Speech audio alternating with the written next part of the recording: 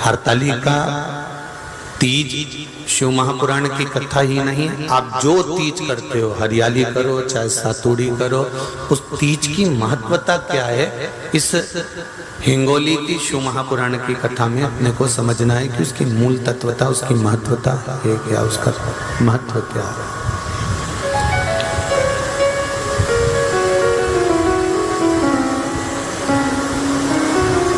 भगवान ब्रह्मा, भगवान विष्णु और भगवान शिव, इन तीनों की जो अर्धांगिनियां, ब्रह्माणी, लक्ष्मी और पार्वती, इन तीनों ने तप कर कर, साधना कर कर ब्रह्मदेव को, भगवान विष्णु को और भगवान शंकर को प्राप्त किया। और तीनों ने प्राप्त कर कर तीनों देवताओं से वर मांगा कि वर हमको ऐसा दीजिए कि हमारे तप साधना का फल नारी को तीज के दिन प्राप्त हो जाए। अब देखिए जरा, एक ही व्रत से, एक ही उपवास से उसको संपूर्ण तप साधना का फल प्राप्त हो रहा है, संपूर्ण तप साधना का फल उसको मिल रहा है मात्र एक व्रत से। केवल एक व्रत कर रहे हैं और संपूर्ण तप साधना का फल उसको प्राप्त हो रहा है। ऐसा कोई व्रत, ऐसी कोई साधना, ऐसा कोई शंभो शरण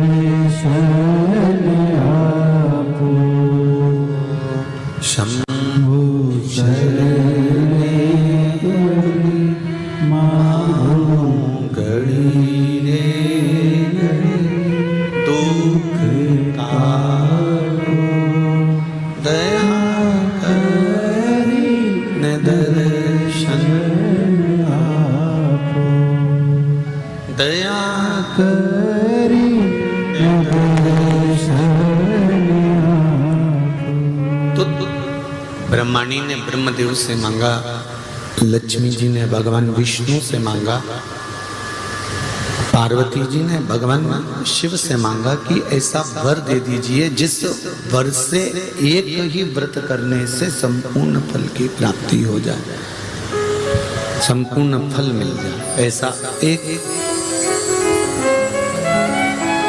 व्रत का फल दे दीजिए, मात्र एक व्रत का।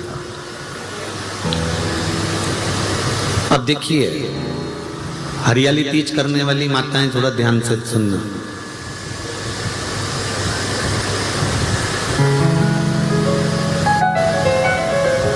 हरियाली तीज जब माताएं करती हैं तो एक हरियाली तीज, एक गणगौर की तीज,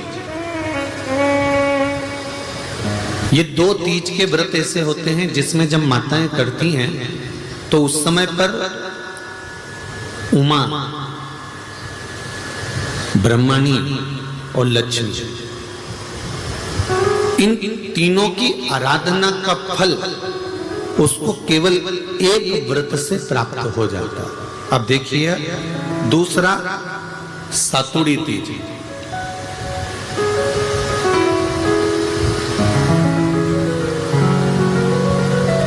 इसमें उमा और महेश्वर, उमा और महेश, ब्रह्माणी और लक्ष्मी, इन चार के व्रत तप का फल एक साथ सातुड़ी तीज के दिन प्राप्त हो जाता। अब एक आती है हरतालिका तीज। आप लोग करते हो हरतालिका? यहाँ लोग करते कि नहीं करते? करते हैं यहाँ पे हरतालिका। कौन कौन करता है? जरा हाथ उठाओ तो जरा। अरे सभी करते हो, रखो रखो, बहुत बढ़िया, बहुत अच्छी बात। एक आती है हरतालिका तीज। इस तीज का व्रत माता पार्वती बेल वृक्ष के आनंद के साथ में फुलेरा बनाकर करती है, और जिसमें इस हरतालिका में माता पार्वती जी के जितने जन्म पहले हुए हैं, माता पार्वती का जन्म तो 52वें नंबर का, 52 नंबर पे माता पार्वती का जन्म है। इससे पहले तो माता के 51 जन्म पहले हो चुके हैं, 51 जन्म माता पार्वती का पहले हो चुके हैं। तो वो जितने जन्म माता पार्वती पूर्व में ले चुकी हैं, ब्रह्माणी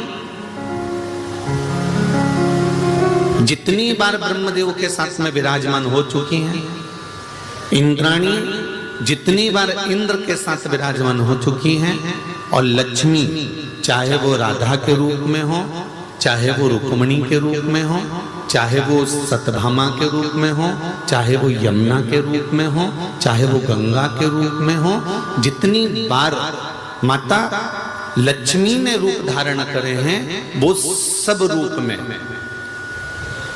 और माता पार्वती अपने सारे रूप में, ब्रह्माणी अपने सारे रूप में, लक्ष्मी अपने सारे रूप में इस हरतालिका तीज के व्रत को करने के लिए आतुर रहती हैं। और इस व्रत को कर एक दिन में ही संपूर्ण विश्व का जितना तप है, साधना है, उपवास है, सबका फल एक साथ एकत्रित कर लेती हैं, केवल एक व्रत में, हरतालिका तीज के। अब एक बात ध्यान से सुनिएगा, सारे व्रत,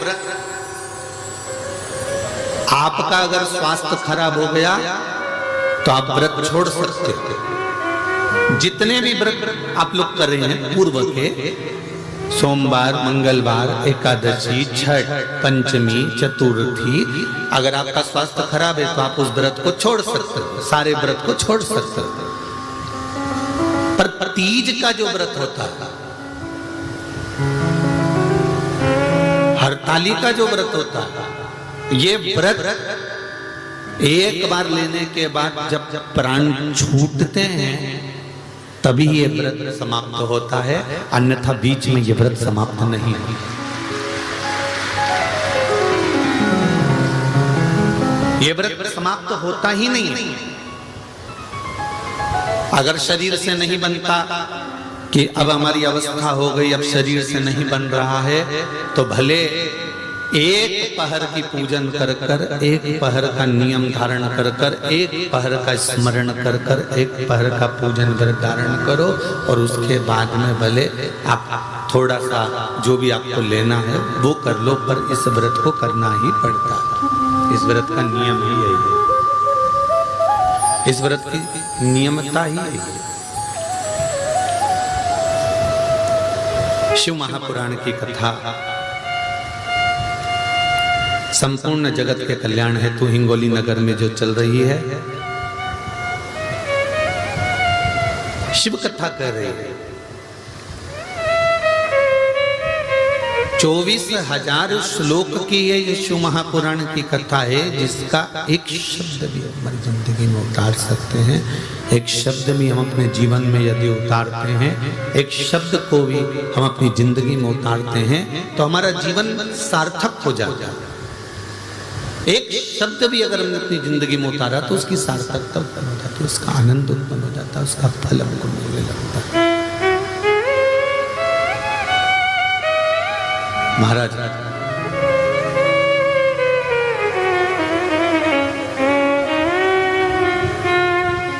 भगवान शिव का सुंदर संवाद हरतालिका शिव महापुराण की कथा के माध्यम से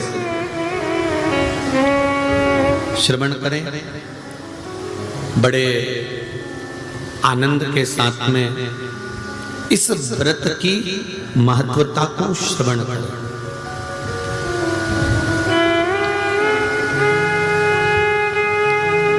हरतालिका तीज का व्रत करने वाली नारी जब प्राण छोड़ती है तो उसकी क्या गति होती है, कहां वो जाती है, किस लोक में उसका स्थान होता है। हरतालिका तीज का व्रत जो नहीं करती और भूल से भी फुलेरा का दर्शन करना, फुलेरा जानते हो ना आप लोग, जिस दिन जहां हरतालिका तीज बनती है केले के पत्ते के ऊपर जहाँ शिवलिंग बनता है उसके ऊपर जो फूल की मालाएं लटकाई जाती है या झूमर या पत्ते लटकाए जाते हैं, उसका मात्र दर्शन वो व्रत नीवी कर रही है, उसका उपवास नहीं है, उसकी व्रत नहीं है, उसने व्रत नहीं उठाया, उसने उपवास नहीं उठाया ना उसने व्रत उठाया।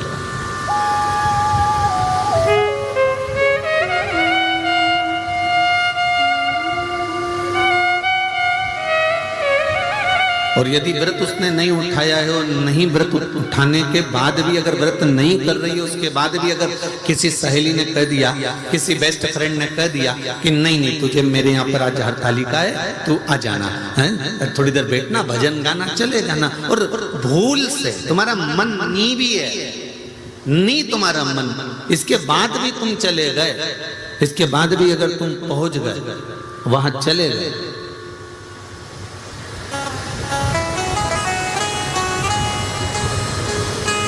और केवल हरतालिका तीज के उस फुलेरे का दर्शन कर लिया, नहीं है व्रत, और उस फुलेरे का दर्शन कर लिया,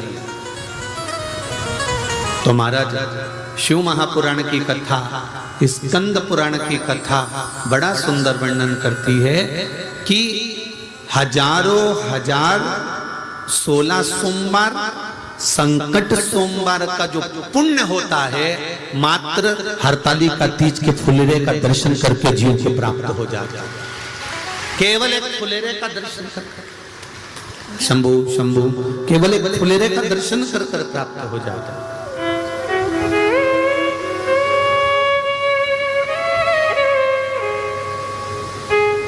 शंभु शरणे मांगू घड़ी रे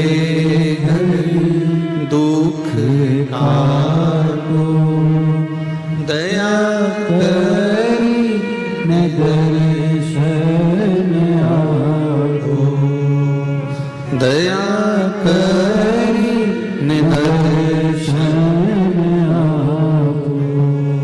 शंभु शरणे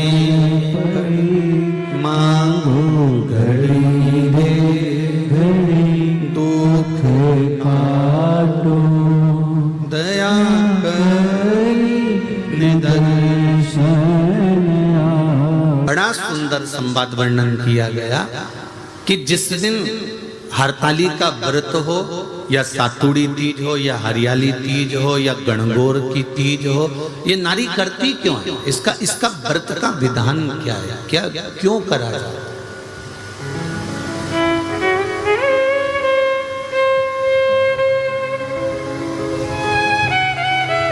तो कहा ये अखंड सौभाग्य को देने के लिए करते। किस चीज के लिए है? जम के बोलो जरा। अखंड सौभाग्य के लिए। अब एक प्रश्न मन में खड़ा हो जाता है,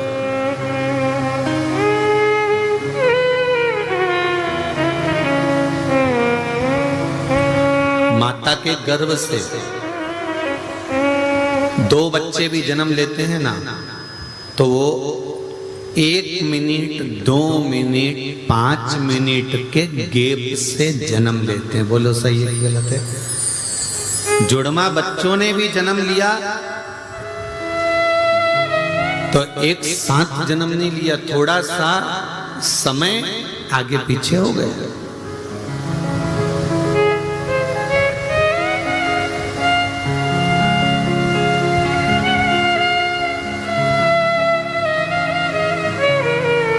जब स्त्री और पुरुष का विवाह होता है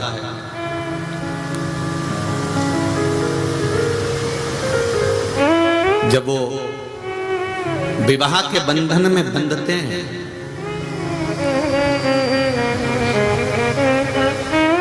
उस बंधन में कोई ये जरूरी नहीं है कि दोनों साथ ही जा रहे हैं। ध्यान देना, बहुत विशेषता का यह संवाद है। पर नारी की एक अभिलाषा रहती है, स्त्री की एक अभिलाषा।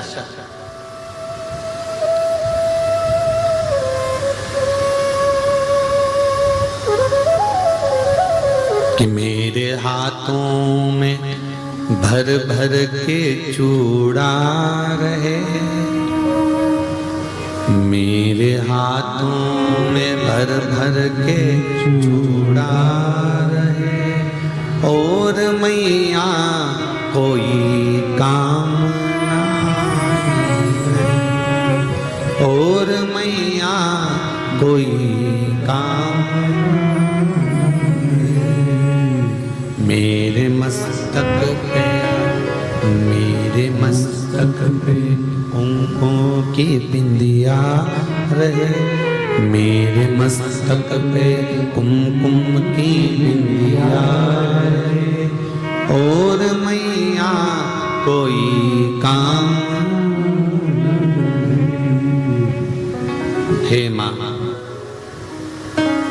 हर नारी का एक भाव, संसार में जो नारी का मंगल विवाह होता है वो विवाह के समय पर परमात्मा से ये मांगती है कि मेरा अखंड सौभाग्य हो, अखंड चूड़ा हो, और मेरे प्राण मेरे जाने के बाद मेरे पति के कंधे पर मैं शमशान तक जाऊं। ये प्रत्येक नारी के हृदय की बात है, प्रत्येक नारी।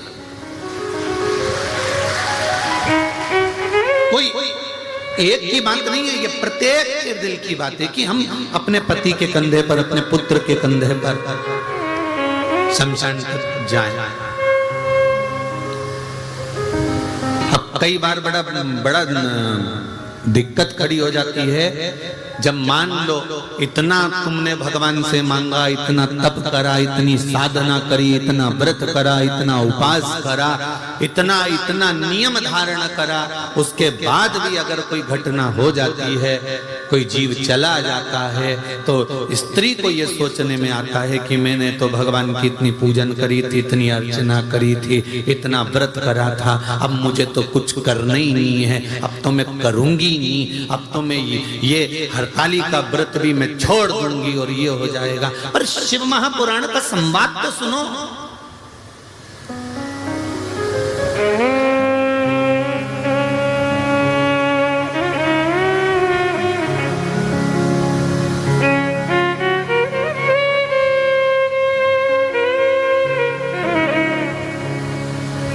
एक बात हमने पहले भी कथा में कही थी, और हिंगोली वाले तुम लोग सुन लो जरा अच्छे से, सरसों का तेल डाल के सुनना, हो सब अच्छे से सुन लेना, जो पहले कहा या फिर कह रहा है।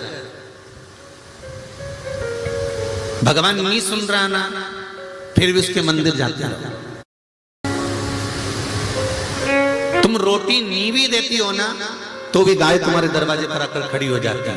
मत दे, वो तो खड़ी है, एक दिन नहीं देगी, 2 दिन नहीं देगी, कभी तो तेरा मन पसीचेगा और डब्बा खोल के रोटी लाकर गाय को देगी, तो वो खड़ी है, खड़ी है।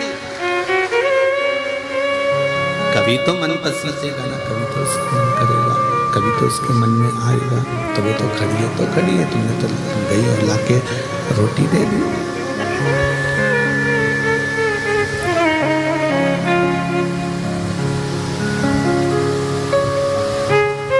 अब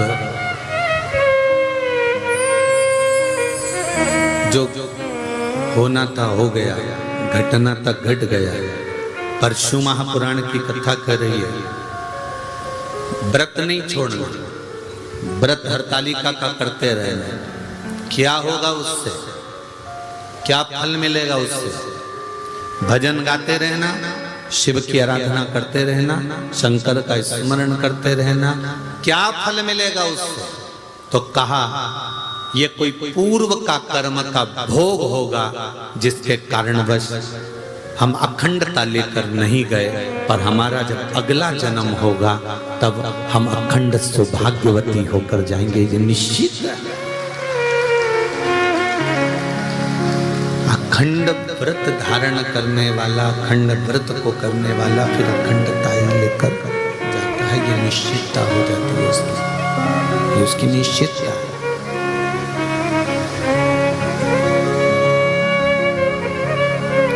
करते रहो व्रत, करते रहो साधना, करते रहो उपवास। मंदिर जाना मत छोड़ो, जाते रहो। शिव जी को एक लोटा जल चढ़ाना मत छोड़ो, चढ़ाते रहो।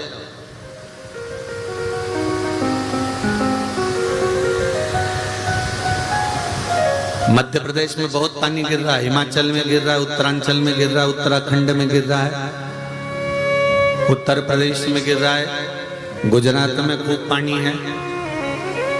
बहुत सारे मैसेज आए, लोगों ने कहा गुरुजी पानी बहुत गिर रहा है, आपको कुछ ऐसी व्यवस्था बताओ कि पानी थोड़ा सा कम हो जाए। हमने कहा सारी समस्या का हल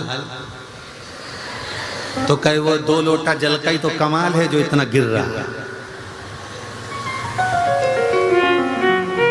जो इसका चढ़ाया है उसी का तो गिर रहा है। और फिर कह रहे हो कि 1 लोटा।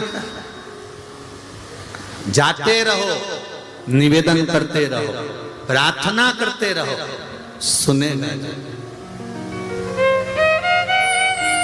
तुमने कहा जल चढ़ाने से जल बंद हो जाएगा क्या? हमने कहा तुमने दिल से मांगा कहां?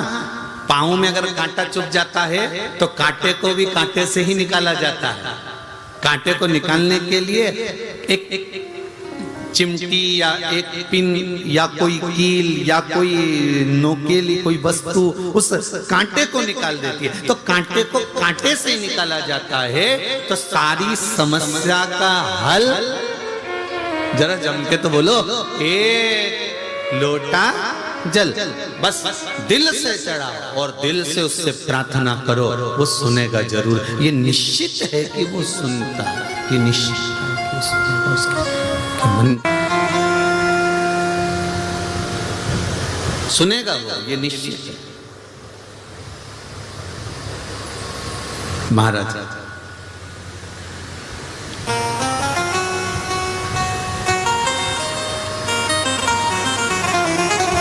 एक देवराज नाम का ब्राह्मण शिव महापुराण का प्रारंभ का महत्तम देवराज नाम के ब्राह्मण से प्रारंभ होता है, जिसने पूर्ण समय में कोई चोरी नहीं करी है, पूर्ण समय में कोई गलत काम नहीं किया, जिसने पूर्ण समय में कोई बेकार काम नहीं करा। केवल उसने अगर शंभु पूर्ण समय में उसने बेकार काम नहीं करा, पूर्ण समय में उसने चोरी नहीं करी, पूर्ण समय में उसने गलत काम नहीं किया।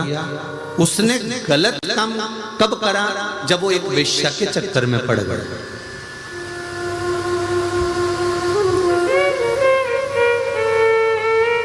एक वेश्या का संग मिल गया और उस वेश्या का जो संग था, वो वेश्या के संग ने इसको पकड़ रखा था। उसकी आसक्ति, काम, तृष्णा, उसने इसको खींच रखा था। और उस आसक्ति के कारण, उस काम के कारण, उस तृष्णा के कारण वैश्या ने एक बार इससे कह दिया कि मुझे रानी के गले का हार चाहिए। तो ये हार चुराने के लिए गया और चोरी कर कर लेकर आया। तो राजा को मालूम पड़ गया, उसने दूतों को भेज दिया, ये भागता भागता शिव मंदिर में पहुंच गया। आप देखिए, जब तक ये वेश्या के संग में नहीं था, ये वेश्या के संग में नहीं आया था, वेश्या से इसका संबंध नहीं जुड़ा था, तब तक ये जितना कमा रहा था परिवार अच्छे से चला रहा था, जितना ला रहा था उससे इसका परिवार चल रहा था, जितना इकट्ठा कर रहा था उससे इसका पूरा परिवार आराम से चल रहा था। परिवार में कोई तकलीफ नहीं थी।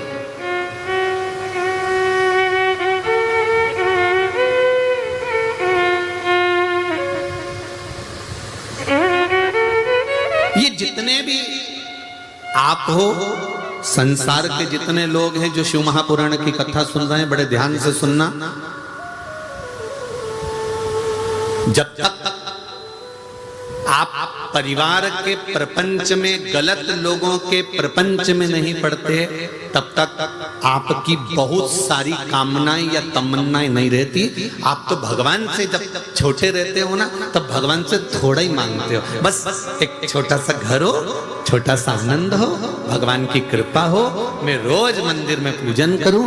जब तक माताएं कुंवारी रहती है ना, शादी नहीं होती, तो ये भगवान की पूजन भी करती है, सेवा भी करती है, अर्चना भी करती है, भगवान से तीज का व्रत करेगी तो बहुत अच्छे से करेगी। जब कुंवारी रहती है बाकायदा मेहंदी भी लगाएगी, सूट भी पहनेगी, साड़ी भी पहनेगी, खूब सजेगी धजेगी। कुंवारी अवस्था में मंदिर भी जाएगी, पूजन भी करेगी, तीज का व्रत, चतुर्थी का व्रत, छठ का व्रत, पंचमी का व्रत, जो व्रत करती है कुंवारी अवस्था में वो सब बहुत अच्छे से करती है। जब शादी हो जाती है, बच्चे हो जाते हैं, परिवार के झंझट में जब माताएं पड़ जाती है, जो बेटी इतने आनंद में व्रत करती थी, जो बेटी इतने रात भर भजन गा गा कर व्रत करती थी, जब परिवार के चक्कर में पड़ जाती है, फिर तो मेहंदी अब मैं बाद में लगवा लूंगी, अब रहने दो, अब ऐसा करती हूँ थोड़ी सी नाम की लगा लेती हूँ, थोड़ी सी नाम की लगा लेती हूँ, और थोड़ी सी नाम की लगा ली। फिर सास ने कहा बेटा अभी तो तेरी शादी हुई है, 2-3 साल तो हुए शादी को, अच्छे से मेहंदी लगा, अच्छे से तीज का व्रत कर, अच्छी अच्छी साड़ी पहन, खूब तो घर में साड़ियाँ रखी है, एक से बढ़कर एक पहन। अरे मम्मी बस अब मुझसे बनता नहीं है, तो कहीं डोकरी हो गई, बनता नहीं है।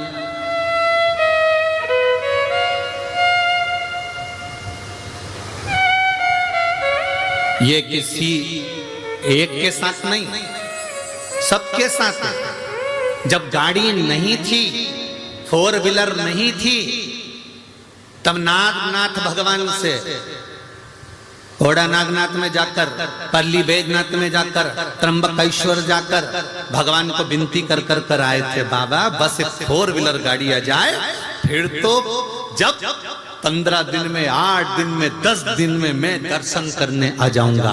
भगवान ने कहा चलो प्रैक्टिकल कर लेते हैं। भगवान ने इसको एक 4 व्हीलर गाड़ी दे दी। अब इतना मोजी राम हो गया, सब दूर जाने के लिए गाड़ी है, पर भगवान के धाम जाने के लिए गाड़ी कभी तैयार नहीं होती। जब तैयार करे तब कैंसिल। भगवान भी कह रहे थे, इसीलिए नहीं दे रहा था, इसीलिए नहीं दे रहा था। जब तक शादी नहीं हुई, भगवान हरतालिका तीज का व्रत, मम्मी मैं सब तैयारी कर दूंगी। ऑफिस से आएगी, कुंवारी है, ऑफिस से आकर भी तैयारी कर लेगी, खूब आराम से श्रृंगार विंगार करेगी, खूब बड़े प्रेम से, शादी नहीं हुई उससे पहले खूब तैयारी, ढोलक बजा बजा के भजन कीर्तन सब करेगी। आसपास में माताओं को भी खिलाएगी, भाभी आना, काकी आना, हमारे यहाँ तीज का व्रत है, हमारे यहाँ तीज का व्रत है, हमारे यहाँ हरतालिका तीज का व्रत है, हमारे यहाँ फुलेरा बनेगा, हमारे यहाँ शंकर जी की पूजन, सबको खिलाई। और शादी होने के बाद में अब 4 बार 5 बार सास कह रही है बेटा अब तो उठ जा, कर ले कुछ थोड़ा बहुत तैयारी कर ले पूजन की। अब तो ऐसा मन उचिष्ट हो गया कि वो कहते हैं ना कि भगवान, कई लोग हमसे कहते हैं कि गुरुजी आप इतना कहते हो कि भगवान का भजन करो, भगवान का भजन करो, तो भगवान प्रकट क्यों नहीं होते? भगवान की कथा कह रही है कि गाड़ी मांगी थी, गाड़ी दे दी, गाड़ी आने के बाद गाड़ी की कीमत घट गई, फ्रिज नहीं था घर में, रोज प्राण खाए पति के, फ्रिज ला दो, फ्रिज ला दो, फ्रिज ला दो। जिस दिन से फ्रिज आया एक बार अच्छे से सफाई नहीं करी, वो फ्रिज कचरे जैसा अंदर से हो रहा। वॉशिंग मशीन ला दो, वॉशिंग मशीन ला दो, जब तक वॉशिंग मशीन नहीं आई तो उसकी कीमत इतनी थी, वॉशिंग मशीन आ जाए, वॉशिंग मशीन आ जाए, वॉशिंग मशीन आने के बाद ऐसी है कि वो में चूहा भरा दिया महाराज। बोलो सही है कि गलत है? नहीं, थोड़ा बुरा लगेगा, हिंगोली वालों थोड़ा सा लग सकता है, और लग जाए तो लग जाए। हल्दी की मंडी में कथा चल रही है, बेच देना, उसमें कौन सी दिक्कत है? तो उसमें टेंशन वेंशन नहीं लेना अपने को, अपन तो कथा कल मस्त। जब तक जो चीज नहीं मिलती उसकी कीमत होती है, जो चीज मिल जाती है उसकी कीमत खत्म हो जाती है। मकान छोटा था, बड़ा हो जाए, बस बड़ा हो जाए। बड़ा हो गया, हमेशा कहती थी छोटे से मकान में कहाँ तो कपड़े सुखाऊं, कहाँ जाऊं, छत बड़ी हो तो घूमने जाऊं। भगवान ने 2-3 मंजिल का मकान दे दिया। अब जिस दिन मुहूर्त हुआ था, पंडित जी ने एक बार ऊपर ले जाके पूजन कराई थी, 1-2 बार टेरिस गार्डन में घूमने गई थी। उसके बाद अभी तक नहीं मालूम कि ऊपर क्या क्या पड़ा हुआ है। उस दिन के बाद नीचे चढ़ी, और चढ़ी तो इतनी ऊपर चढ़ गई कि नीचे ही नहीं आई कभी, इतनी चढ़ी।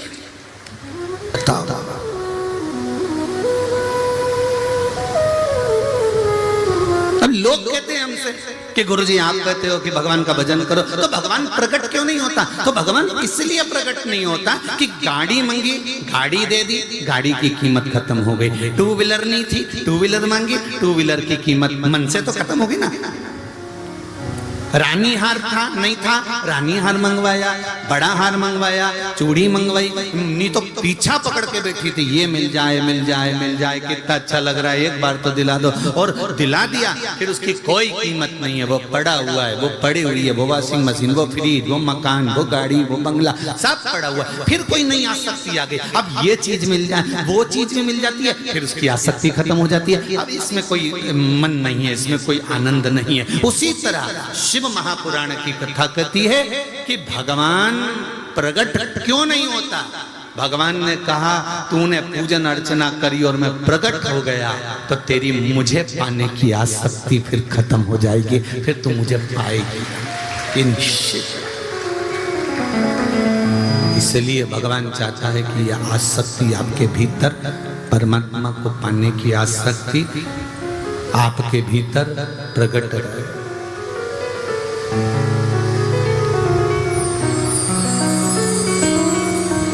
आपके भीतर प्रकट, इसीलिए कहा शिव अर्चना का सुख ही दूसरा।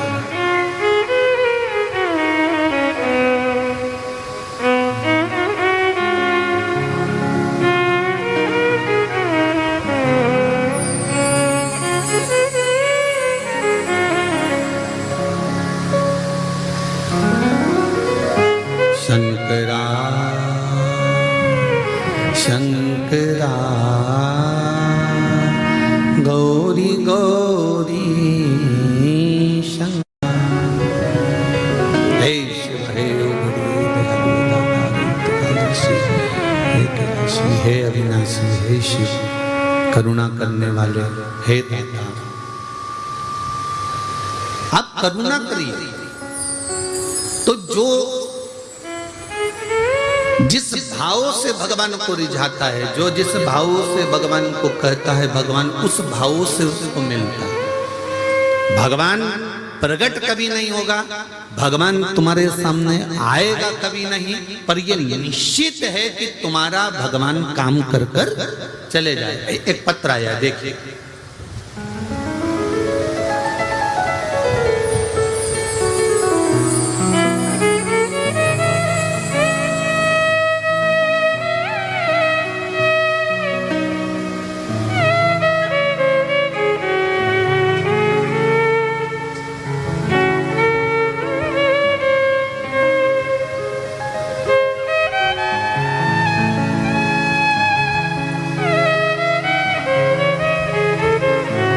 मैं मीना जायसवाल नागपुर महाराष्ट्र से आई है। कहीं बैठी हो मीना जी तो दोनों हाथ हिलाइएगा, खड़े होकर दोनों हाथ हिलाइए। जहां भी कहीं बैठे हो तो हाथ हिलाइए। आप ही हैं, दोनों हाथ हिलाते एक बार। हर हर महादेव। मैं मीना जायसवाल नागपुर महाराष्ट्र से आई हूँ गुरुजी। हालांकि मैं 12 अगस्त 2022 को मेरी बहन और उनका परिवार अयोध्या दर्शन के लिए गए थे। वहां से 14 अगस्त 2022 को हम नेपाल पशुपतिनाथ दर्शन को जाते समय रास्ते में मेरी बहन की तबीयत अचानक खराब हो गई और वो बेहोश हो गई। उसका शरीर ठंडा पड़ गया। तभी हमने रास्ते में एक छोटे से गांव में डॉक्टर को दिखाया और ऑक्सीमीटर से उसको चेक करा तो वो ब्लैंक आया। उसको शरीर में कुछ था ही नहीं, ऐसा लग रहा था कि वो समाप्त हो चुकी है। तब हमने वही ऑक्सीमीटर दूसरे को लगाकर देखा तो उसको मीटर चल रहा था। बहुत देर हो चुकी थी, शरीर ठंडा हो गया था। तब बाबा पशुपतिनाथ का नाम लेकर श्री शिवाय नमस्तुभ्यम का जाप दीदी के कान में करना प्रारंभ किया। गुरुदेव बाबा की कृपा देखिए, जो ठंडी हो चुकी थी, जिसका ऑक्सीमीटर में श्वास आना बंद हो चुका था, उसी को आधे घंटे के बाद बाबा का केवल श्री शिवाय नमस्तुभ्यम का नाम लेकर जो पानी दिया मुख में 2 बूंद, और बाबा की कृपा से उस ऑक्सीमीटर ने काम करना प्रारंभ कर दिया। उसकी श्वास वापिस आ गई। श्री शिवाय नमस्तुभ्यम। बैठिए। एक पत्र और है, गला बहुत पकड़ रहा बाबू, खींच।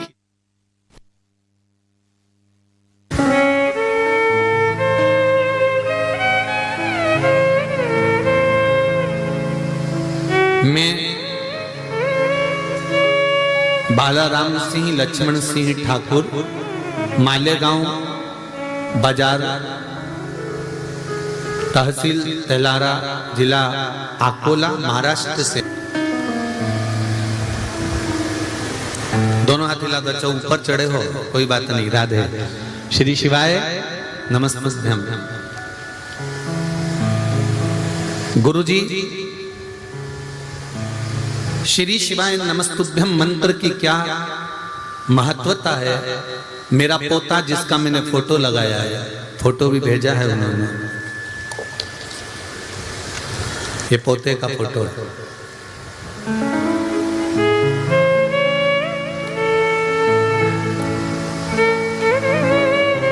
मेरा पोता वंश जितेर सिंह ठाकुर 2.5 साल का है। 17 अगस्त 2021 को उसे डिप्थीरिया हार्ट सर्प नामक एक बीमारी होती है जो जानवरों में होती है। वो बीमारी मेरे पोते को हो गई। अकोला जिले के हॉस्पिटल में दिखाया। हॉस्पिटल वालों ने कहा कि इसका इलाज मुश्किल है कि बच पाए। गुरुदेव बड़े बड़े डॉक्टरों को दिखाया, मुंबई ले जाया, परंतु उसका कोई फल प्राप्त नहीं हुआ। तब श्री शिवाय नमस्तुभ्यम कहा, मंत्र का जाप किया। एक डॉक्टर से बात करी तो डॉक्टर ने कहा एक इंजेक्शन लगता है, अगर वो लग गया तो उसमें गारंटी नहीं है कि ये बचेगा कि नहीं बचेगा, परंतु इंजेक्शन लगवा लो। गुरुदेव बाबा से विनती करी, अब करें क्या। श्री शिवाय नमस्तुभ्यम का जाप किया, शिव जी पे चढ़ा, पानी देना प्रारंभ करा, बेलपत्र का भाग दिया। डॉक्टर का चलकर फोन आया कि आप इंजेक्शन लगवाओ, मैं गारंटी देता हूं कि अब ये बच्चा ठीक हो सकता है। और बाबा की कृपा से मेरा पोता ठीक हो गया। ये शिव जी की कृपा है।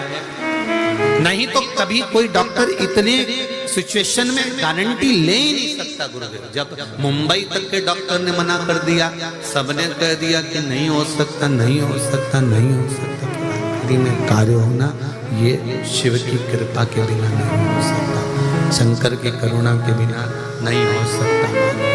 बैठिए भाव, बैठिए। श्री शिवाय नमस्तुभ्यम।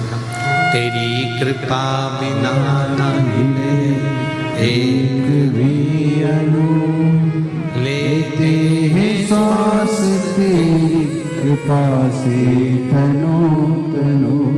हे गंगाधार मुक्ति द्वार ओंकार तू, भोले ओंकार तू, आयो शरण तिहारी शंभु तार तार तू।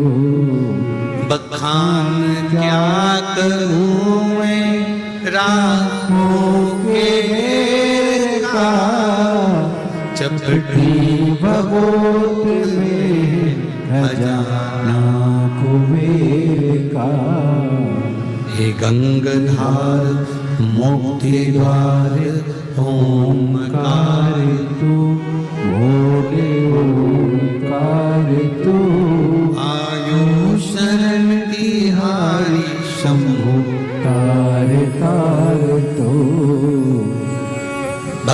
शिव का स्मरण, शिव भक्ति का मंत्र जाप कोई साधारण नहीं होता। हम तो आप लोगों से भी कहेंगे, हिंगोली वालों से भी कहेंगे, जितने लोग हिंगोली के यहाँ कथा श्रवण कर रहे हैं और जितने लोग आस्था चैनल पर, फेसबुक, यूट्यूब पर ये हरतालिका शिव महापुराण की कथा को सुन रहे हैं, ध्यान से श्रवण करना। मेरा बाबा, आप जिस भाव से शिव महापुराण की कथा में जाकर बैठते हो, जिस भाव से भगवान का भजन करते हो, ये निश्चित है कि 3 महीने में मेरा भोलेनाथ आपकी झोली भर ही देगा।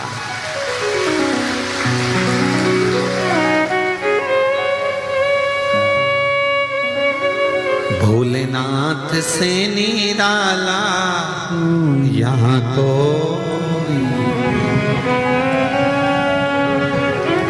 कोई नहीं रे, यहाँ कोई नहीं। वो भगवान शंकर ओगरदानी, तरकालदर्शी, कैलाशी, अविनाशी, वो शिव है। शिव महापुराण कह रही है, देवव्रत नामक का ब्राह्मण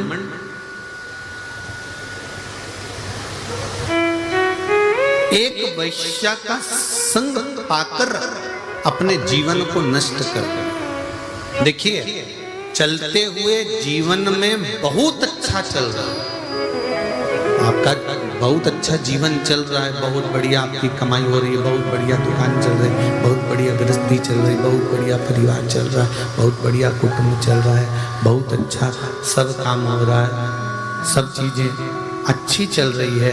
पर उसके अंतर्गत कभी ऐसा योग बन जाता है, ऐसा क्रम हो जाता है कि हमारा करा धरा सब बेकार हो जाता है। हमारा जितना करा हुआ है वो सब पानी फिर जाएगा।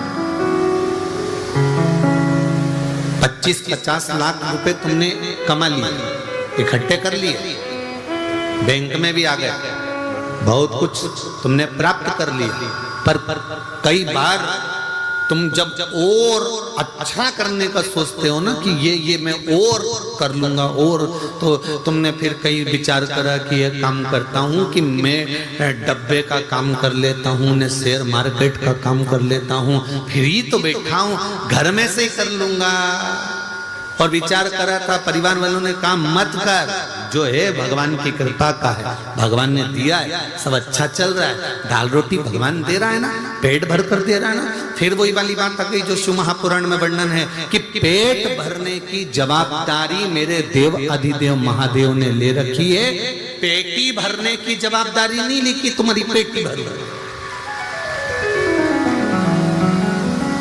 क्योंकि पेटी ना तुम जन्म के समय पर लेकर आए थे, ना पेटी तुम वापिस मरने के बाद लेकर जाओगे।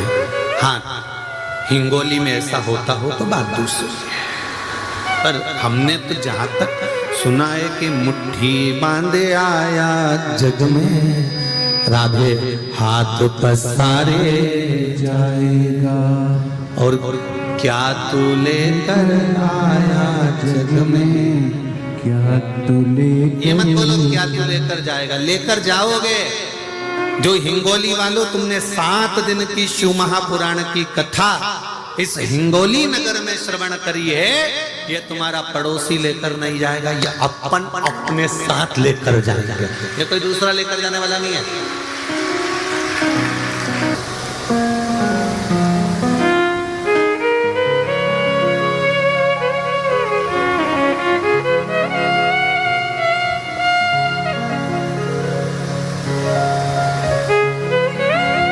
एक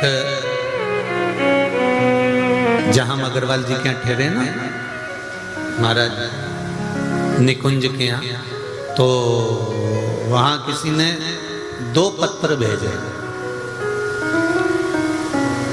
सामने टेबल पे रखे होंगे, उसमें एक पत्र में लिखा है कि कोई बीमारी थी तो उसका वर्णन है, और दूसरा पत्र में लिखा उन्होंने कि गुरुजी से ये पूछना है कि बचपन में पुण्य कमाना चाहिए कि जवानी में पुण्य कमाना चाहिए कि अधेड़ी में पुण्य कमाना चाहिए कि बुढ़ापे में पुण्य कमाना चाहिए।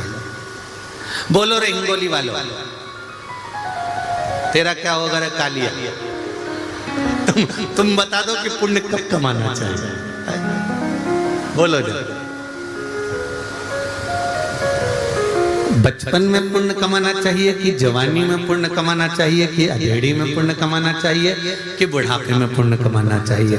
शिव महापुराण की कथा कहती है जवानी में जो तुमने पुण्य कमाया है तो वो पुण्य तुम्हारा जवान की जवान बना रहेगा, अंतिम समय तक चलता रहेगा।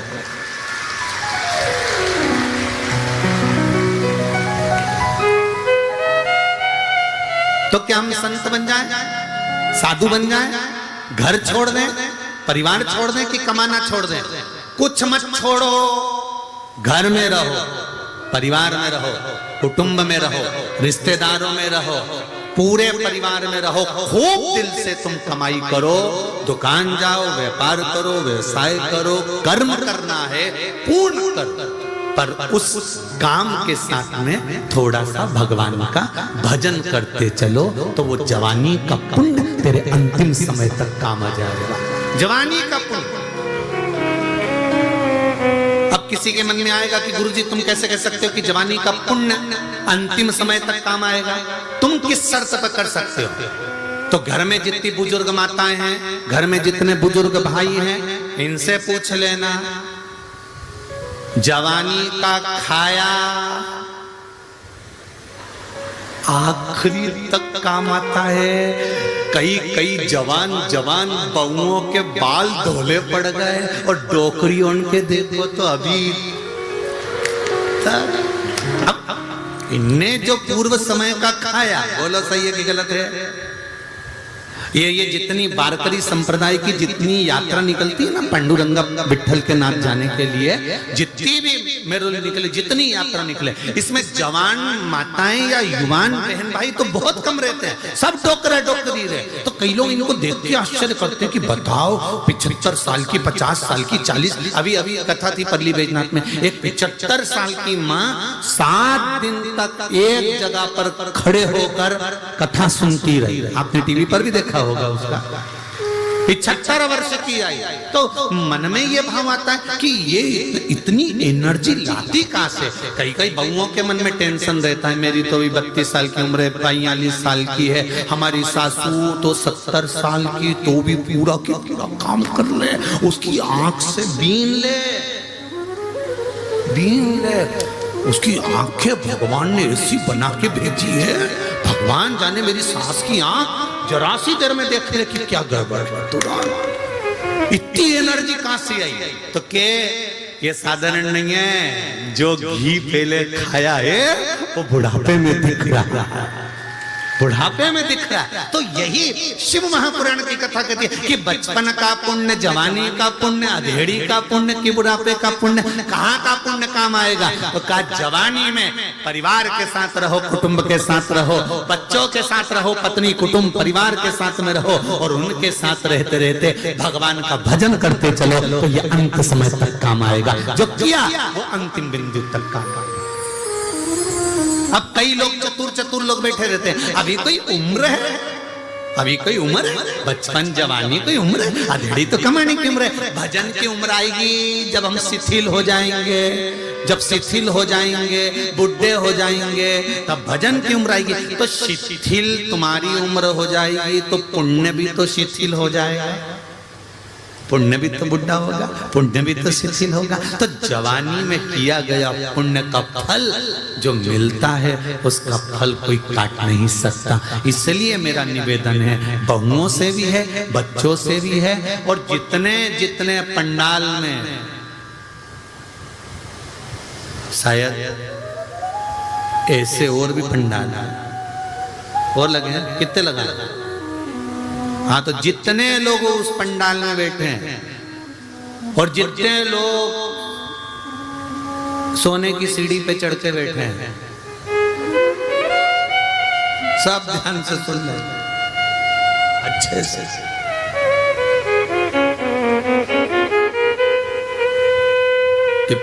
पुण्य कमाई करो, दुकान जाओ, व्यापार करो, कभी इस व्यासपीठ से हमने कभी ये नहीं कहा आपसे कि आप अपना कर्म मत करो। बोला कभी? हमने एक ही बात बोली, खूब काम करो, खूब कमाओ, दिल से कमाओ। तुम कमाओ, किसी को दान करो मत करो, किसी को दो मत दो, पर अपनी कमाई का थोड़ा सा अपने ऊपर भी खर्च करो, जिससे तुम्हारा जीवन अच्छा रहे, तुम्हारा जीवन अच्छा रहे। कमाया कमाया कमाया कमाया, आखिरी में यही छोड़ के चले गए। तुम गए, वो 12वें के दिन नुक्ती पूड़ी और चने की सब्जी खा रहे।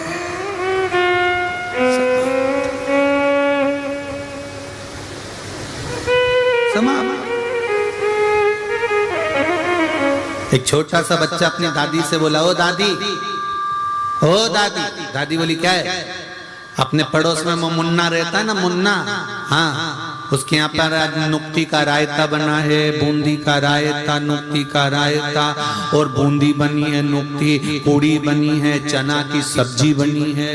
दादी उसके यहाँ पर सब कुछ बना है, मालूम है? इतने में दादी बोली, बेटा उसकी यहाँ तो आज बनेगा, क्योंकि उसकी दादी का आज 12वां है। इतने में बच्चा दादी का गाल पकड़कर बोला, अपने घर कब बनेगा?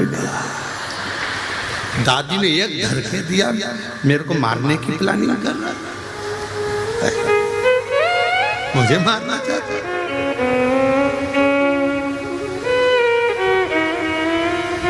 कौन? महाराज, महाराज देवराज नामक का ब्राह्मण एक वैश्या का संग पकड़कर अपने जीवन को नरक बना लिया। कभी कभी ऐसा योग बन जाता है, कभी कभी ऐसा समय आ जाता है कि हमारी चलती हुई अच्छी गाड़ी, हमारा चलता हुआ अच्छा समय, हमारा चलता हुआ अच्छा जीवन किसी थोड़े से लोभ में, काम में, आसक्ति में, तृष्णा में, वासना में फंसकर नरक हो।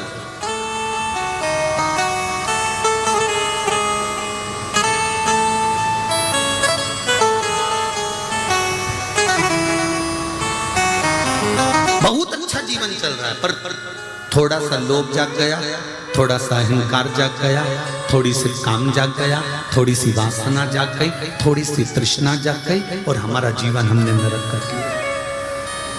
हमने अपना जीवन पूरा नरक कर लिया, उसमें हमने कोई सुख भोगा ही नहीं थे। एक बात हमने पहले भी कही थी, आप भी ध्यान लगाकर सुनना। 10 मिनट का बेकार किया गया कर्म ना जाने कितने सालों तक भोगना पड़ता है।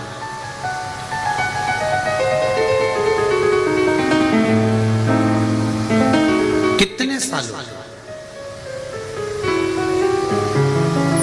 झूठ, छल, प्रपंच, कपट, बेईमानी हम थोड़ी सी करते हैं और एक जन्म में उसका भोग नहीं भोग पाते। 84 लाख योनियां जो हैं ये हमारे कर्म को भोगने के लिए है। तो गुरुजी एक छोटा सा झूठ, छल, बेईमानी, कपट, प्रपंच से क्या इतना भोगना पड़ता है? इतना भोगना पड़ता है? ऐसा कोई होता है क्या? तो देख लो, थोड़ी सी देर का क्रोध आया, प्रैक्टिकल देखिए, थोड़ी सी देर का क्रोध आया, गुस्सा आया, चक्कू उठाया, तुमने उसके पेट में मार दिया। कितनी देर लगी? 2 मिनट, 5 मिनट, 10 मिनट, 15 मिनट, पेट में चक्कू, पेट में चक्कू मार, मर गया। पुलिस पकड़ कर ले गई, अदालत थाने में पटक दिया। बोलो पटका कि नहीं पटका? पटकने के बाद में अभी तो केस चालू ही नहीं हुआ। 2 साल, 15 दिन, 20 दिन, 25 दिन, 1 साल, 1.5 साल तो केस चलता ही रहा। 2 साल तक केस चलता चलता जब तक पड़े रहो, सड़ते रहो, गलते रहो, और केस चलते चलते फिर जज ने निर्णय सुनाया, फिर मालूम पड़े 10-20 साल फिर निकाल दिए। अब सोचो 10 मिनट के क्रोध ने, 10 मिनट के गुस्से ने चक्कू उठाया, बंदूक उठाई, तलवार उठाई, डंडा उठाया, और 10 मिनट का गुस्सा था उसने 10 मिनट में 5 मिनट में ऐसा काम कर दिया कि 10-20 साल उसको नरक जैसा जीवन भोगना पड़ा। तो जरा सा क्रोध आया था और 20 साल भोगना पड़ा। तो यही तो शिव महापुराण की कथा कहती है, एक झूठ, एक प्रपंच, एक छल, एक कपट, एक बेईमानी, थोड़ा सा किया गया गलत काम 84 लाख योनियों में पटक पटक कर भोगना पड़ता है। पटक और 84 लाख योनियां भोगने के बाद फिर यह मनुष्य का शरीर मिलता है। काय के लिए?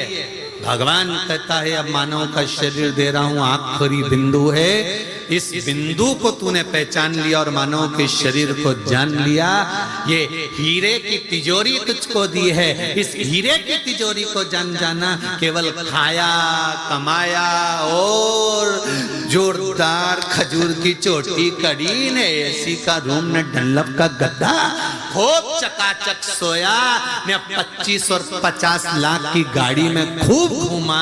तो एक बात का अंदाजा लगा कर रखना कि 25 लाख की गाड़ी में घूमने वाला भी 25 रुपए के लोटे में भराकर हरिद्वार चले जाता है। शान और अकड़ में जिंदगी मत जीना, मैंने कराई, मैंने करा, मैंने किया।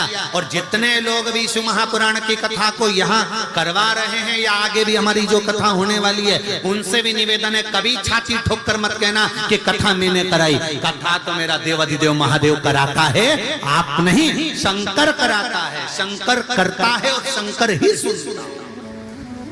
हमारी सामर्थ्यता नहीं है कि हम कुछ कर सकते। अंदाजा निकाल दो,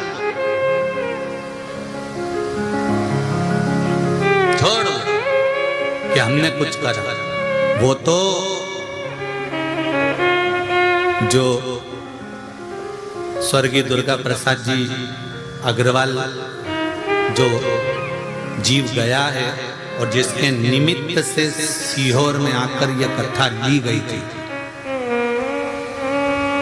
उनके पुत्र ने समीर जी को, आशीष जी को कहा था हमारे पिता के निमित्त से। हम जब ही समझ गए थे कोई साधारण व्यक्ति नहीं, कोई शंकर का ही भगत गया होगा जो हिंगोली को तारने के लिए ये कथा लेकर जा रहे हैं। कोई साधारणता नहीं हो सकती। और जितने लोग इस कथा को सुन रहे हैं, भले आस्था चैनल पर सुने, फेसबुक यूट्यूब पर सुने, हरतालिका शिव महापुराण की कथा को आप लोग श्रवण कर रहे हैं, जरा ध्यान से सुनिए, ध्यान से स्मरण करिए। और जितने लोग यहाँ बैठकर सुन रहे हैं, दिल लगाकर सुनना, बार बार नहीं मिलती शिव महापुराण की कथा, बार बार नहीं मिलती। इतने सालों के बाद महाराष्ट्र को 2 कथा मिली है और इसके बाद फिर 1-2 साल के बाद नंबर लगेगा, क्योंकि कथा इतनी रहती है कि समय मिलना भारी।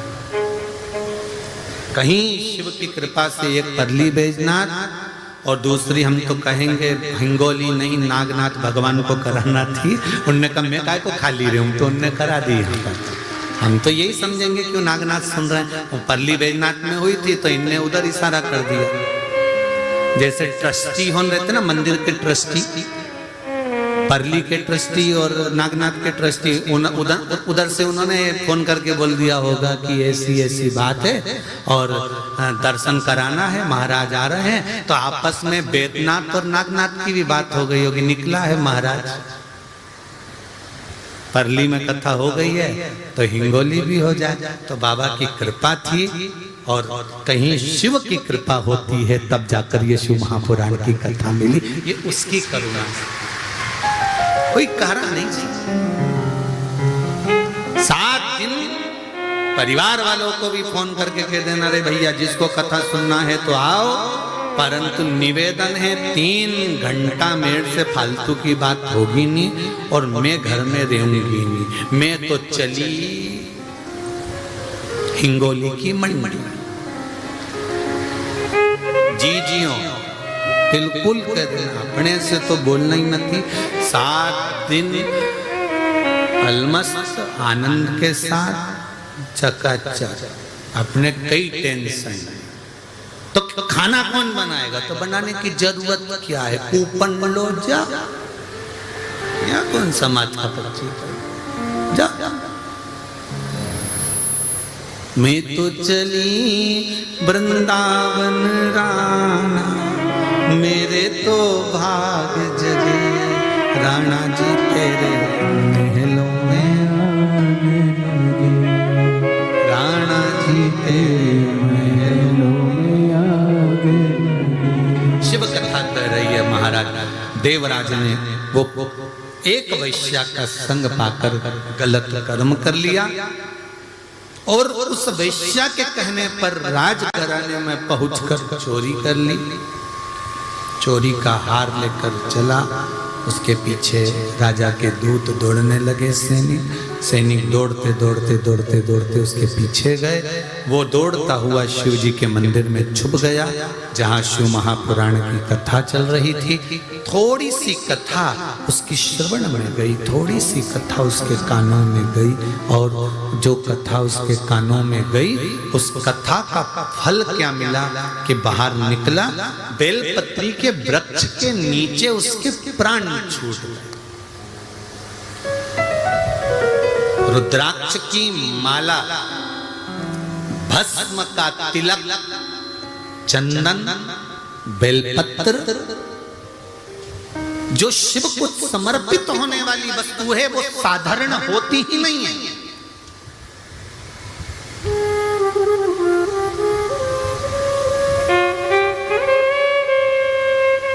कमल का फूल लेकर आओ तो 5 रुपए का एक मिलेगा। बेलपत्री तो किसी भी पेड़ में से तोड़ ली और चढ़ा दी, कीमत की लगी नहीं। शंकर भगवान को महंगी सामग्री कुछ चाहिए ही नहीं। बेलपत्री सब मिल जाए तो चढ़ाओ, नहीं मिले तो मेरी उठाकर धोकर भस्म। कितनी कीमत की होगी? अरे गोबरी लाओ, कंडा गाय का गोबर की गोबरी जलाई, भस्म तैयार, शिव को लगाई।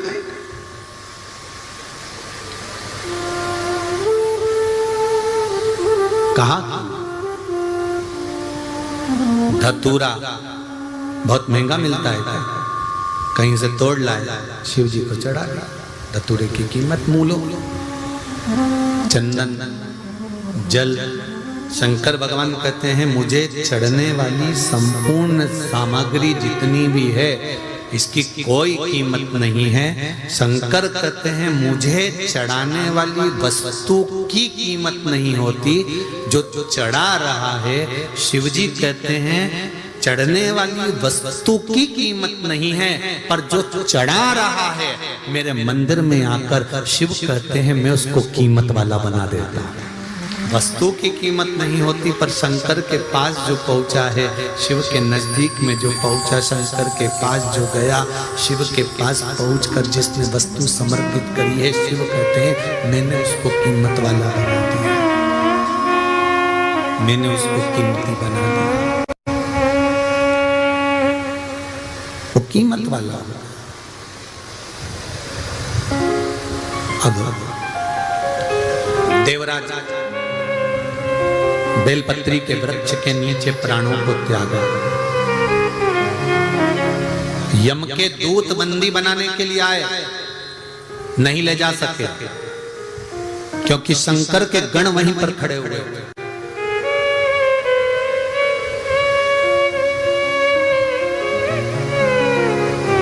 शिव के गण वहीं पर है।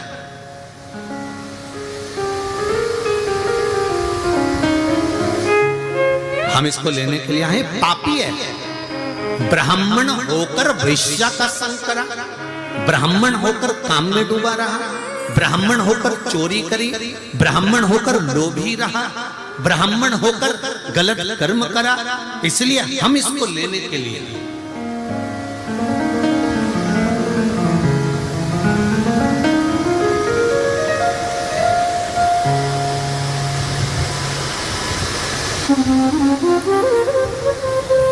पर शंकर भगवान के गणों ने कहा तुम इसको ले जा नहीं सकते। कारण कितना भी बड़ा पापी हो, कितना भी बड़ा लोभी हो, कितना भी बड़ा कामी हो, कितना बड़ा भी अहंकारी हो, बेलपत्री के वृक्ष के नीचे इसके प्राण छूटे। ये वृक्ष कोई साधारण है क्या? जिस वृक्ष के नीचे 64 योगनियां, जिस वृक्ष के नीचे लक्ष्मी झाड़ू लगाती हो, जिस वृक्ष के नीचे नारायण भगवान शंकर का गुणगान करते हो, जिस वृक्ष के नीचे ब्रह्मा बैठने के लिए तरसते हैं, जिस वृक्ष के नीचे इंद्र पारिजात वृक्ष को लाकर भी समर्पित कर छोटा बन गया, जिस वृक्ष के नीचे 33 कोटि देवता बैठकर भगवान शंकर से वर प्राप्त कर लेते हैं, जिस वृक्ष के नीचे पापी से पापी जीव का भी उद्धार हो जाता है, उस वृक्ष के नीचे ये बैठा है जहां इसके प्राण छूटे हैं।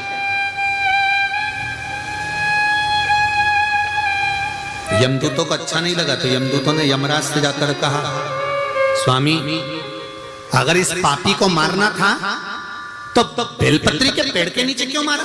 इसको कहीं दूसरी जगह मार दे तो हम पकड़कर रस्सी में बांधकर फिर यम लोग लेकर जाते। इसको बेलपत्री का वृक्ष क्यों मिला? क्या कारण था? क्या कारण था कि इसको बेलपत्री का वृक्ष मिला मरते समय? उसका कारण क्या था? यमराज ने धर्मराज से पूछा, धर्मराज ने चित्रगुप्त महाराज से पूछा, तो चित्रगुप्त महाराज ने इसकी लेखनी पढ़कर बताया कि इसके प्राण बेलपत्री के पेड़ के नीचे क्यों छूटे। उसके पीछे एक कारण था, इसकी माता शंकर जी के मंदिर में जाकर बुआरी काटती थी, पोछा लगाती थी, दीप जलाती थी, शिव जी को 1 लोटा जल समर्पित करती थी। माता का पुण्य पुत्र के काम आ गया और वो पुण्य आज इसको बेलपत्री के वृक्ष के नीचे ले गया, बेलपत्री के वृक्ष के नीचे ले गया वो पुण्य। इतने सारे लोग आस्था चैनल पर कथा सुन रहे हैं, करोड़ों करोड़ों लोग फेसबुक यूट्यूब पर सुन रहे हैं, इतने लाखों लोग इस हिंगोली की मंडी में कथा बैठकर श्रवण कर रहे हैं, इतने सारे लोग बैठकर कथा सुन रहे हैं। कभी घर पर जाकर एकांत में बैठकर विचार करना कि बेलपत्री के पेड़ के नीचे देवराज गया नहीं था, उसको खींच कर ले गए महादेव और उसके प्राण छूटे। ऐसा क्या कारण था कि बेलपत्री के पेड़ के नीचे मरा? कहीं दूसरी जगह मर जाता, पर बेलपत्र के पेड़ के नीचे माता ने जो पुण्य करा था वो पुण्य काम आ गया। तो हिंगोली वालों जरा विचार करना कि तुमने कौन सा पुण्य करा होगा जो शिव महापुराण में जाकर विचार करिए कि हमने कौन सा पुण्य करा होगा, हमने कौन सा सत्कर्म करा होगा, हमने ऐसा कौन सा कर्म करा होगा।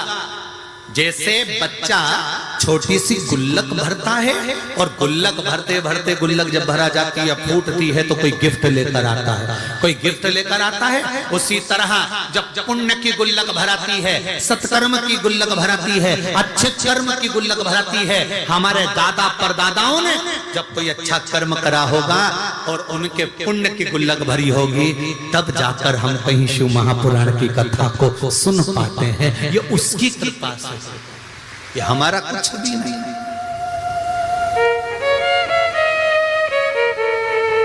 ये उसकी कृपा थी तो हमने सुनी, उसकी कृपा है तो हमको प्राप्त हो रही है, उसकी कृपा है तो हमको मिल रहा है, उसकी कृपा बिना नहीं। महाराज मैंने तेरे ही भरोसे ओ बाबा, तेरे ही भरोसे हवा बिच उड़ते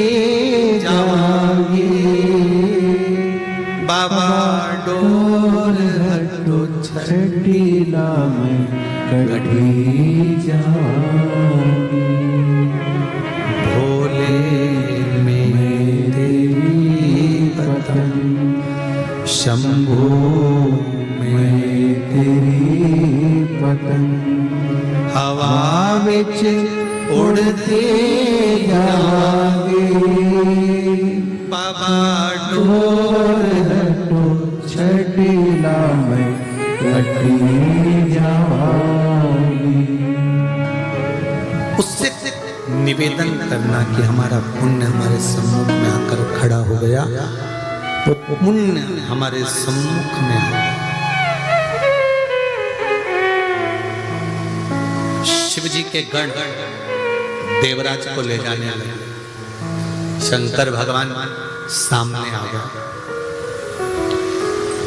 तुम लेकर मत चलो, मैं लेकर चल।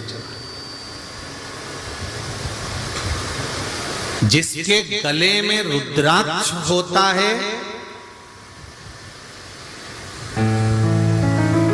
जिसके गले में रुद्राक्ष डला होता है, वो कहीं पर भी रहे। आजकल नए नए कैमरे आ गए, जो ये सीसीटीवी कैमरे लगे रहते हैं। इस कैमरे में किसी एक व्यक्ति का फोटो फिट कर दो, वो व्यक्ति जहां रहता है कैमरा वहीं घूमता रहता है। पूछना किसी से, बता देगा जो कैमरा लगाने वाला होता है। ये कैमरा आज का नहीं है, पुराने समय का, शंकर जी के समय से चला आ रहा है। शिव जी ने भी कह दिया था, पार्वती जिसके गले में रुद्राक्ष हो, मस्तक पर त्रिपुंड हो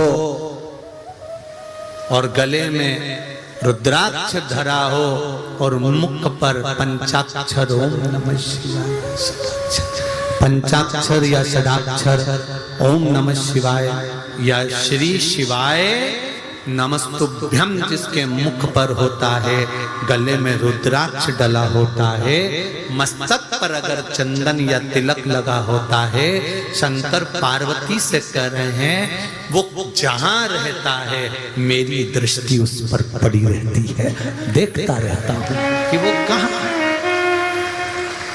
कैमरा चल रहा, कैमरा चालू रहता है कि वो गया कहां।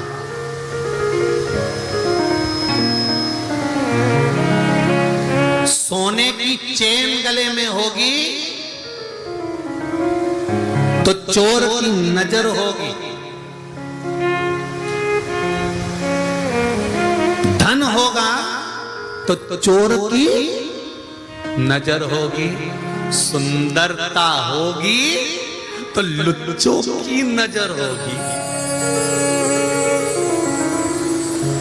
और अगर गले में रुद्राक्ष है तो शिव की नजर होगी। ये निश्चित है। तुम कैमरे की निगाह में हो, तुम कैमरे में हो, तुम शंकर की निगाह में, शंकर के सामने हो, तुम शंकर के सामने हो, शंकर की निगाह में। एक रुद्राक्ष, शिव महापुराण एक मुखी से लेकर 14 मुखी तक रुद्राक्ष का वर्णन करती है। स्कंद पुराण 21 मुखी तक रुद्राक्ष का वर्णन करती है। लिंग पुराण रुद्राक्षों का स्मरण करा देती है। एक रुद्राक्ष, और वो रुद्राक्ष भी कोई साधारण नहीं, जो शंकर का हो, जो शिव का समर्पित हो, शिव स्मरण का। आज के जमाने में तो इतने नकली रुद्राक्ष आ गए कि असली को पहचानना मुश्किल है, असली को पहचानना मुश्किल। जैसे एक भैरू जी का ओटला, भैरू जी का ओटला देखा, एक पेड़ के नीचे इतना बड़ा पत्थर रखा, उसके पास में बहुत सारे पत्थर, पत्थर पर सिंदूर पुता, और किसी ने कह दिया ये हमारे यहाँ का भैरू जी का ओटला। तक के भैरू जी महाराज रहते हैं। एक पढ़ा लिखा लड़का, पढ़ा लिखा लड़का ने आकर पूछा पिताजी से, पिताजी ये क्या है, इस पेड़ के नीचे इतने सारे पत्थर रखे, सब पे सिंदूर पुता है, ये क्या है? पढ़े लिखे लड़के ने पूछा तो पिताजी बोले ये अपने भैरू जी। अच्छा, तो लड़के ने पढ़ा लिखा था तो उसने पूछ लिया, यहाँ तो इतने सारे पत्थर रखे, सब पे सिंदूर पुता है, इसमें असली भेरू कौन सा? अब यहाँ इतने सारे पत्थर, सब पे सिंदूर पुता, तो इसमें असली भेरू कौन सा? पिताजी बोले, बेटा हमको तो पता नहीं, दादाजी से पूछ लेना। तो दादाजी के पास पढ़ा लिखा लड़का गया, दादाजी से पूछा, दादाजी अभी मैं आ रहा था गांव में तो एक ओटला वहां पेड़ लगा था, वृक्ष के नीचे इतने बड़े पत्थर रखे थे, सब पे सिंदूर पुता था। मैंने पापा से पूछा कि ये क्या है, तो वो बोले भेरू जी का ओटला।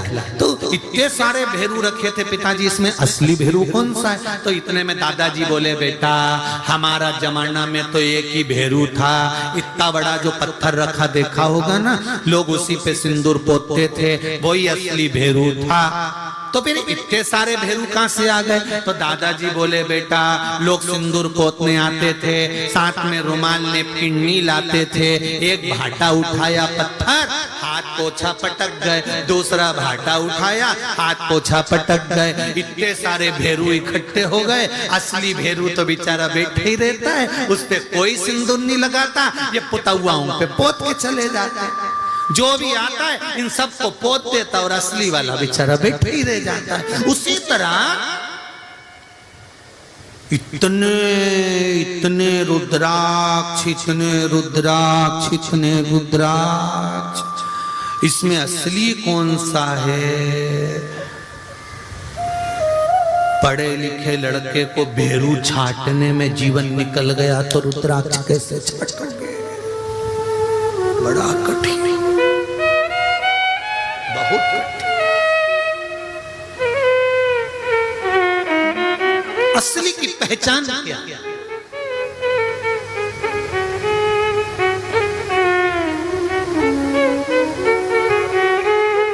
क्या पहचान है असली की?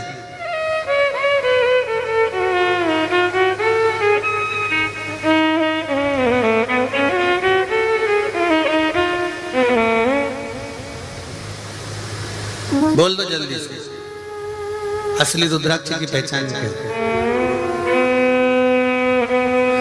का गुरुजी ISI मार्क लगा,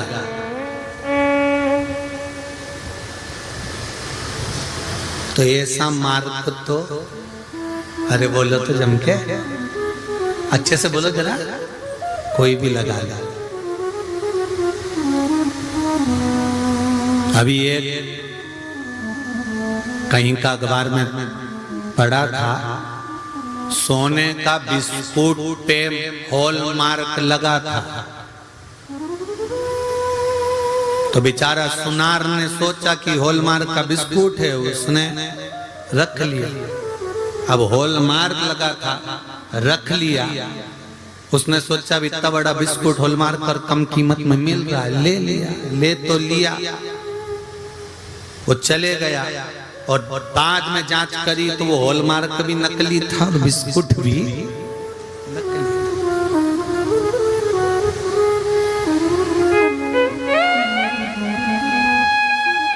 असली की पहचान क्या है? असली की पहचान है जब जल का पात्र हो, शहद का जल हो, उस जल के पात्र में रुद्राक्ष हो, उस रुद्राक्ष का भार डूब रहा है कि तैर रहा है, उससे अंदाजा लगाया जाता है कि कितना मुखी है और क्या फल दे सकता है, क्या फल दे सकता है।